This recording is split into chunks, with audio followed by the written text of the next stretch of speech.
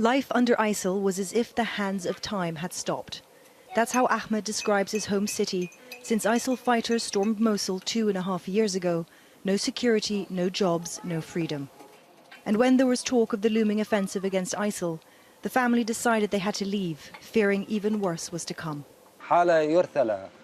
We made the decision 2 months ago that enough is enough. We had to leave, especially when the army dropped leaflets telling us to remain in our homes. At 2 in the morning, with a group of families, we were smuggled out. We paid money.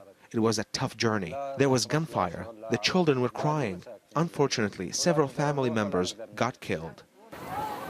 They made it to Debaga camp southeast of Mosul. Everyone here is from the city or surrounding areas.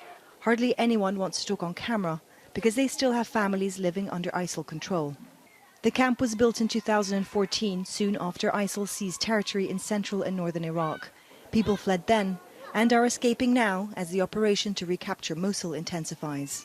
The camp director tells us that people are arriving here on a daily basis, but they're not in huge numbers, and they come from the rural areas around Mosul. Now, what aid agencies are fearing is that once the fighting reaches the city, that up to 1 million people could try to escape in a very short space of time. Newly built cabins stand empty, ready for new arrivals. Other emergency camps are being prepared, but aid agencies say it's impossible to be fully ready for such a large number of people who are expected. Umdalin tells us they worry for their relatives left behind. We felt sorry to leave them, but unfortunately it was our last chance to flee. Now people can't leave anymore because ISIL has rigged the entire city limits with IEDs and mines, so we'd rather they stay at home. They haven't been able to check they are safe. ISIL fighters are monitoring anyone using a phone. Their culture of fear is working. Very little news is coming out of the city.